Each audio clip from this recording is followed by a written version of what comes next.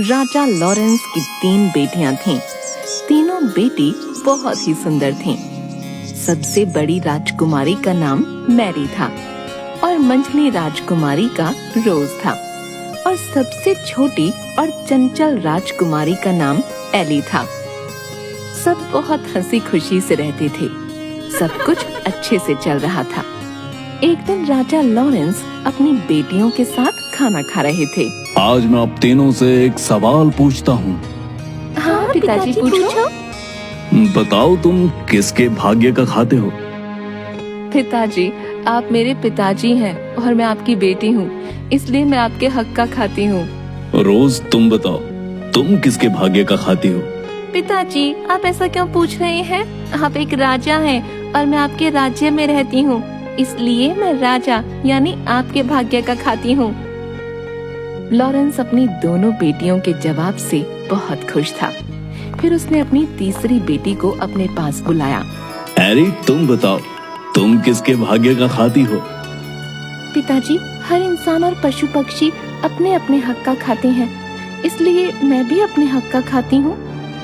Eli की ये बात सुनकर लॉरेंस को गुस्सा आ गया।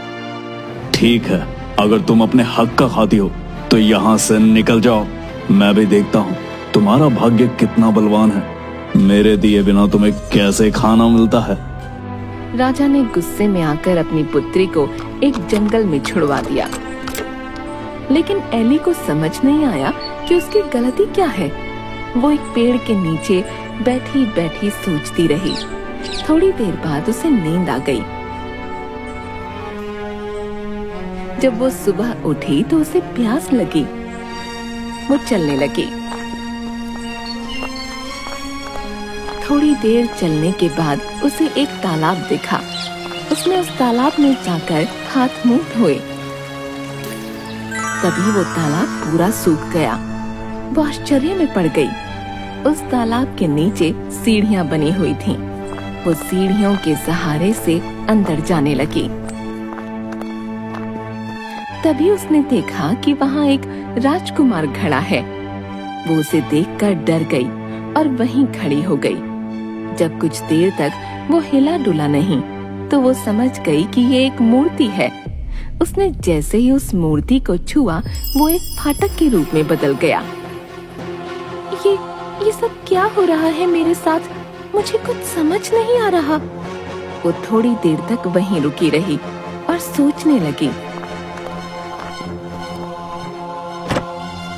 थोड़ी देर बाद वो उस गेट से अंदर चली गई। वो जैसे ही अंदर गई उसने देखा कि वहाँ एक सुंदर सा बगीचा बना हुआ है और बगीचे में सुंदर सुंदर फूल लगे हुए हैं और उसके बीचों बीच एक पोखर है। वो पोखर के पास गई। उसने वहाँ पानी और बगीचे में गिरे हुए फल खाए और सो गई। तभी उसके सपने में एक एंजल आई। बेटी, तुम परेशान मत हो। तुम्हें मुझ पर भरोसा है ना? तो डरो मत, मैं हमेशा तुम्हारे साथ हूँ। जब तुम जागोगी तुम्हें एक राजकुमार दिखाई देगा। उस राजकुमार को छू लेना। तुम जैसे ही उस राजकुमार को छुओगी वो एक बहुत बड़े दरवाजे में बदल जाएगा। जब तुम उस दरवाजे के अंदर जाओगी तो तुम्हें एक महल दिखाई देगा। तुम उस महल के अंदर चली जाना। अंदर जाते ही तुम्हें 3 कमरे दिखाई देंगे जिसमें 3 सुंदर राजकुमार दिखाई देंगे। वो दिखने में तो एक जैसे होंगे। तुम उन तीनों को छूती हुई आगे बढ़ना। वो तीनों जाग जाएंगे। तब तुम्हें एक कमरा दिखाई देगा। जैसे ही तुम उस दरवाजे को खोलोगी तुम्हें वहाँ एक सुंदर राजकुमार दिखेगा और जैसे ही तुम उसे छुओगी वो जग जाएगा। वो जैसे ही जगे तुम उसके गले में फूलों का हार डाल देना। वही तुम्हारा पति होगा। इतने में एली की आंख खुल गई और वो हड़बड़ा कर उठ गई। ये सब क्या हुआ? क्या वो सब एक सपना था? क्या सच में ऐसा होगा? एली सोचती रही। थोड़ी देर में सूरज निकला। उसने बगीचे से फूल उठाए और उन फूलों से हार बनाने लगी। जैसे ही वो पीछे मुड़ी एक राजकुमार दिखाई दिया। अरे ये तो बिल्कुल वैसा ही हो रहा है जैसा कि एंजल ने सपने में कहा था। एली ने उस राजकुमार को छुआ। वो एक दरवाजे में बदल गया। वो आगे चली गई। फिर उसने महल को देखा। वो महल के अंदर गई और 3 राजकुमारों को छुआ। उसके बाद वो कमरे में गई और उसने उस राजकुमार को छुआ और उसके जागते ही उसके गले में वरमाला डाल दी। राजकुमार ने अपने गले से वरमाला निकाल उसके गले में डाल दी। महल में शहनाई की आवाज आने लगी। दोनों ने विवाह किया। बहुत देर से एली के मन में एक बात चल रही थी। मेरे मन में बहुत देर से एक बात चल रही है, मैं आपसे पूछूं? हाँ पूछो। आप कौन हैं और वो 3 राजकुमार कौन हैं? ये क्या रहस्य है, मुझे बताइए। वो तीनों राजकुमार मेरे भाई थे। हम सबको एक महात्मा पुरुष ने शाप दिया था। अनजाने में मेरे भाइयों ने एक मृग और एक मृगनी का शिकार किया था, जिसकी वजह से वो दोनों बुरी तरह घायल हो गए और मरते मरते उन्होंने मेरे तीनों भाइयों को आजीवन सोने का श्राप दिया। जब मुझे ये बात पता चली, मैं भागा भागा वहां गया तो उन्होंने मुझे ये कहते हुए शाप दिया कि तुम्हारे राज्य में ये सब हुआ है, इसलिए तुम भी पाप के भागी हो। मैं उनसे माफी मांगने लगा। मेरे माफी मांगने पर उन्होंने कहा, मैं अपना दिया हुआ शाप तो वापस नहीं ले सकता, हाँ इसका एक उपाय बता सकता हूँ। उन्होंने उपाय बताते हुए कहा कि जब कोई धर्मोत्तम कन्या तुम्हें और तुम्हारे तीनों भाइयों को छुएगी, तुम सब वापस उसी अवस्था में आ जाओगे। आज तुमने आकर हमें एक नया जीवन दिया है।